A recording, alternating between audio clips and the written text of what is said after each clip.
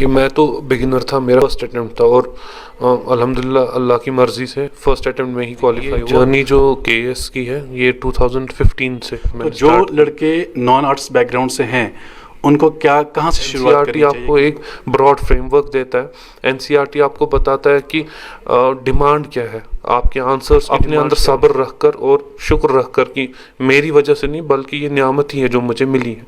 तो अपने अंदर से इसको करना के हैं जो इस एग्जाम में अपियर होना चाहते हैं, अगर उनको किसी भी गाइड या मेंटरिंग की ज़रूरत है, मैं उनके लिए हमेशा ये एग्ज़ाम जो है ये 70 to 80% हमारे हार्ड वर्क पे डिपेंड करता है।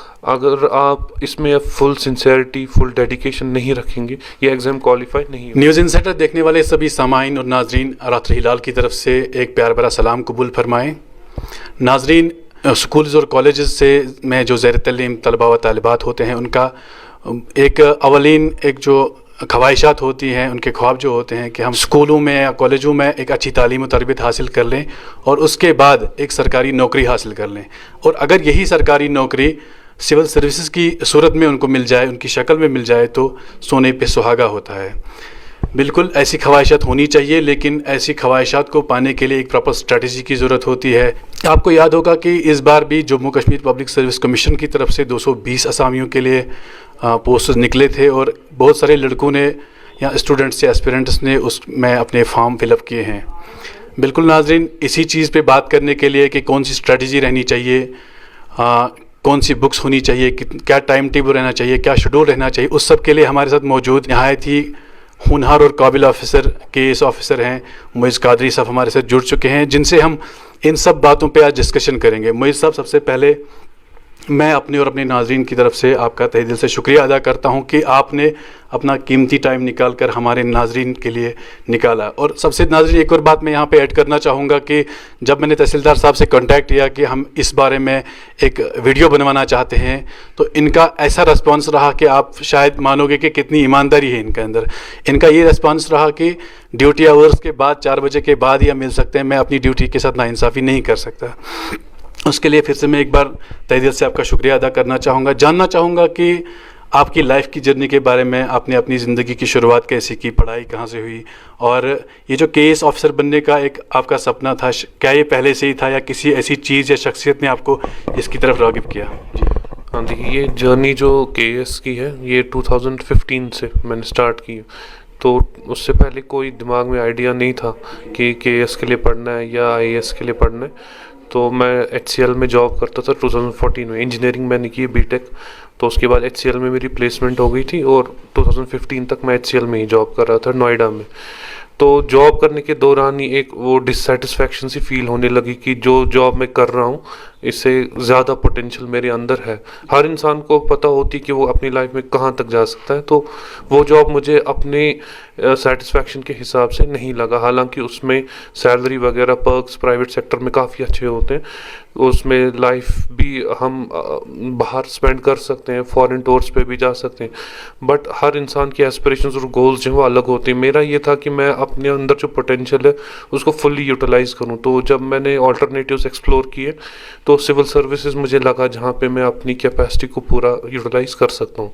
तो जॉब छोड़कर 2015 में मैं वापस नोएडा से श्रीनगर आया और इसके लिए मैंने प्रिपरेशन स्टार्ट की। अगर देखा जाए तो ये स्टेट लेवल पे मोस्ट प्रेस्टिजियस और मोस्ट हार्ड वर्किंग वाला जॉब में आना जाता है, क्योंकि इस पर बहुत सारी मेहनत भी लगती है, कंपटीशन भी काफ़ी ज़्यादा होता है। तो जानना चाहूँगा कि मिनिमम पीरियड क्या हो सकता है कि इस चीज़ को क्रैक करने के लिए? देखिए, ये वैरी करता है पर्सन टू पर्सन। अगर कोई बिगिनर है जिसको पहली बार शुरू करना है बिल्कुल स्क्रैच से, किसी को 2 साल भी लग जाते हैं, किसी को 1.5 साल भी लगता है। तो ये वैरी करता है person, but on an average ऐसा देखा गया है कि 1 से 1.5 साल इस प्रिपरेशन के लिए रिगरसली चाहिए। सिलेबस भी काफ़ी वास्ट है और डायनामिक है, तो 1-1.5 साल तो प्रिपरेशन में लगता ही है। अगर सिलेबस की स्ट्रेटजी की बात की जाए, जैसे कि हमारा जो मैक्सिमम पोर्शन होता है जनरल स्टडीज़ का होता है, यानी कि जो आर्ट्स बैकग्राउंड से बच्चे आते हैं उनके लिए ज़्यादा आसान रहता है बनस्बत उनके जो मेडिकल नॉन मेडिकल या कॉमर्स से आते हैं। तो जो लड़के नॉन आर्ट्स बैकग्राउंड से हैं उनको क्या कहाँ से शुरुआत करनी चाहिए? क्योंकि वो ऐसा होता है कि जैसे वो हिस्ट्री का नाम जानते हैं जो उन्होंने कभी देखा ही नहीं होता है, तो वो सब नाम जान के ही उनको डर लगता है। उनके लिए क्या स्ट्रेटजी रहनी चाहिए? देखिए, मैं खुद इंजीनियरिंग बैकग्राउंड से, नॉन मेडिकल बैकग्राउंड से, तो मेरे लिए भी ये सारा नया ही था। बट कॉलेज टाइम पे ये बुक्स बहुत डिफ़िकल्ट लगती हैं, स्कूल टाइम पे लगती हैं डिफ़िकल्ट, बट एक बार ग्रेजुएशन करके अगर इंसान ने ठान लिया कि मुझे पढ़ना है तो उतना भी ये फिर वो बोरिंग सा हिस्ट्री हमें नहीं लगता है, बिकॉज सिलेबस फिक्स्ड है, एक डायरेक्शन फिक्स्ड है, एग्ज़ाम ओरिएंटेड है। हमें ये नहीं कि हमें ग्रेजुएशन हिस्ट्री में करनी है या ग्रेजुएशन किसी सब्जेक्ट में करनी, हमें बस एग्ज़ाम के लिए इसको पढ़ना है, अपनी नॉलेज के लिए पढ़ना है। तो एक फ़िक्स सिलेबस और एक फ़िक्स फ्रेमवर्क के अंदर पढ़ने से ये उतना फिर इंसान को बोरिंग या डिफ़िकल्ट नहीं लगता है। ये इंटरेस्ट पे वैरी करता है और हम कितना इसमें हार्ड वर्क देना चाहते हैं उस पर वैरी करता है। अगर देखा जाए कि जब से ये आर्टिकल 370 और 35 ये हटा है, उसके बाद से लेके जो जम्मू कश्मीर पीएससी के जो एग्ज़ाम्स होते हैं सिविल सर्विसेज के, इसमें भी थोड़ा सा यूपीएससी लेवल की हार्मोनाइजेशन हुई है। अगर पिछली पेपर की बात करें तो जीएस सेकंड और जीएस थर्ड में जो भी सवालात आए थे वो थोड़े से ये करंट के रिलेटेड ज़्यादा पूछे गए थे।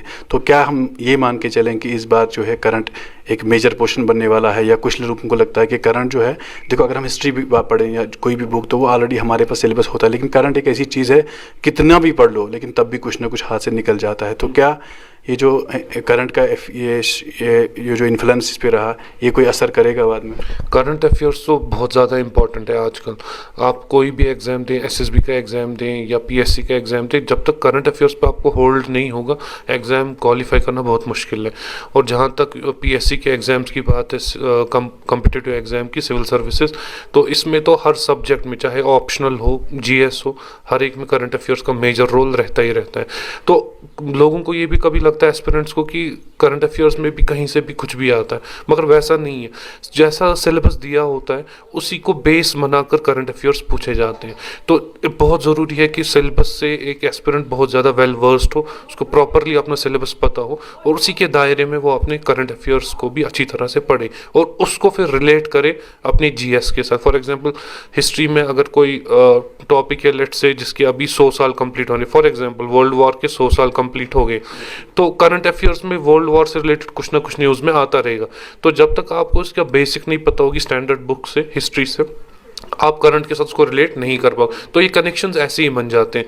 जब करंट में कुछ वर्ल्ड वॉर का आ गया तब ये वैसा ही क्वेश्चन आएगा, कहीं से भी कुछ भी उठा के एग्जाम में नहीं डाला जाता, बिल्कुल सिलेबस बाउंड और उसी फ्रेमवर्क में आता है। देखिए सर, हर किसी चीज़ की स्ट्रेटजी होती है, हर बंदा अलग अलग स्ट्रेटजी के साथ पढ़ता है। तो हम जानना चाहेंगे कि आप कितने टाइम में अपनी स्ट्रेटजी को कंप्लीट कर रहे थे, या आपका क्या टाइम टेबल, डेली शेड्यूल क्या रहता था आपका पढ़ाई के लिए? ये मैं तो बिगिनर था, मेरा फर्स्ट अटेम्प्ट था और अल्हम्दुलिल्लाह अल्लाह की मर्ज़ी से फर्स्ट अटेम्प्ट में ही क्वालिफाई हुआ।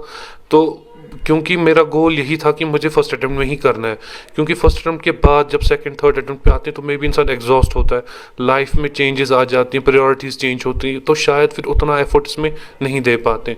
तो क्योंकि मैंने सोचा था फर्स्ट अटेम्प्ट में ही होना चाहिए, तो पर डे का मेरा शेड्यूल 10 to 12 आवर्स स्टडी का रहता ही रहता था फॉर 3 इयर्स, क्योंकि ये एग्ज़ाम हमारा थोड़ा हाई कोर्ट में केसेस की वजह से एक्सटेंड हो गया 3 साल तक। बीच में फिर हालात भी कश्मीर के ख़राब हुए, उससे भी एक्सटेंड हो गया एग्ज़ाम।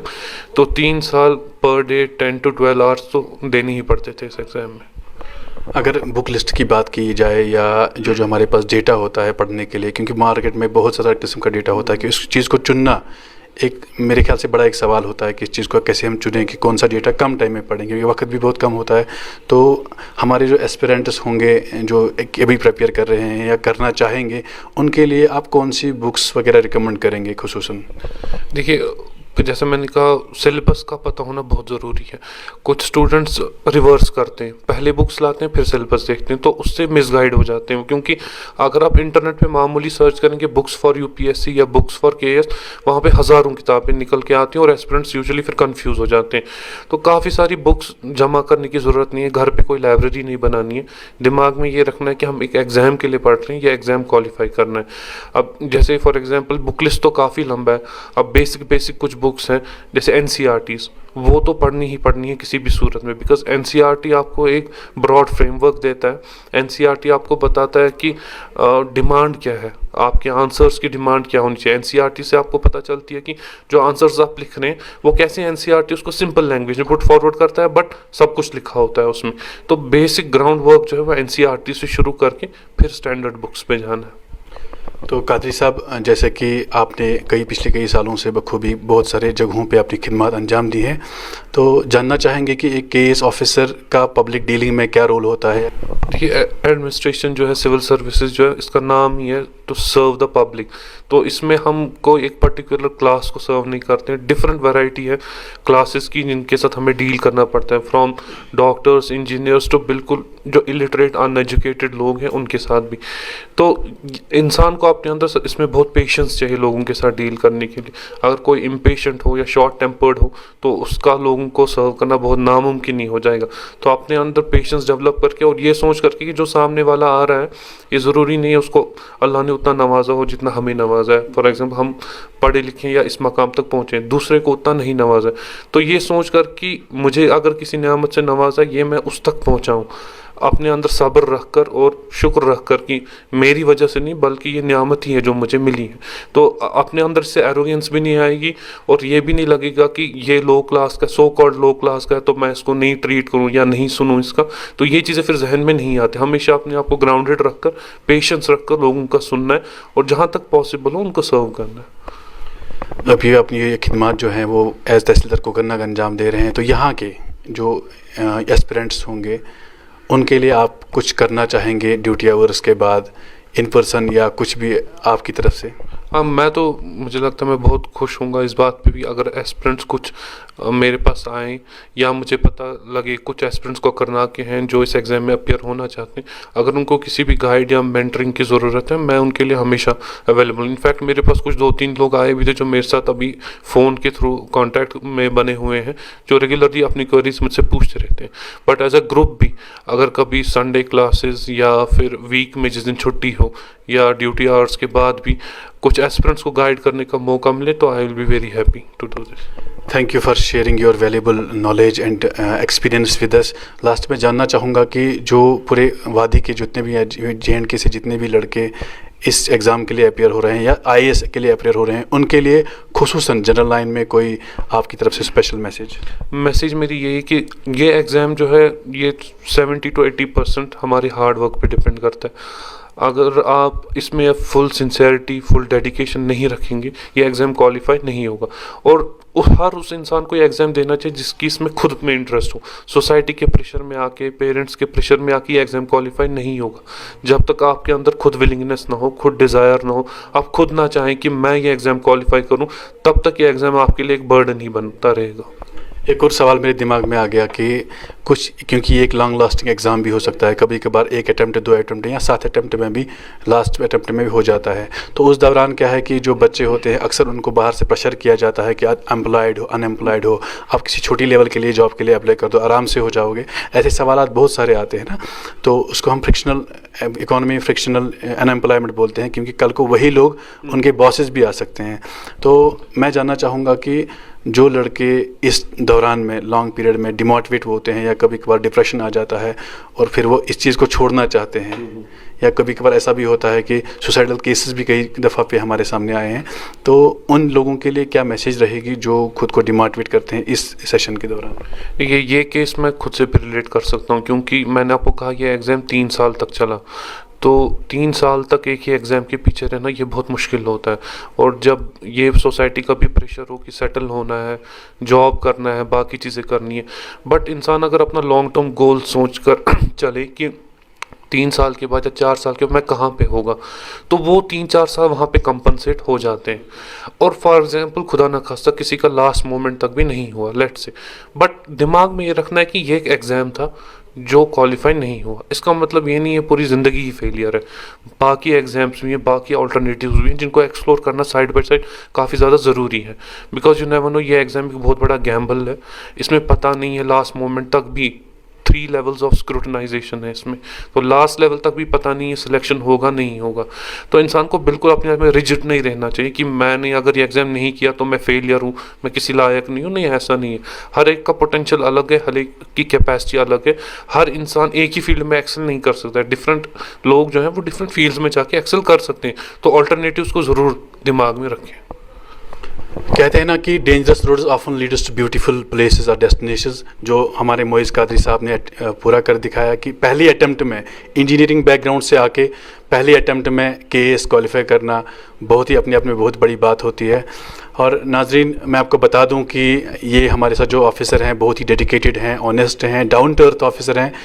जिन्होंने अपनी ड्यूटी के साथ भी, अभी मैंने आपसे इससे पहले भी जिक्र किया कि ड्यूटी के साथ इंसाफ करने के लिए ही इन्होंने मुझे 4 बजे के बाद बुलाया।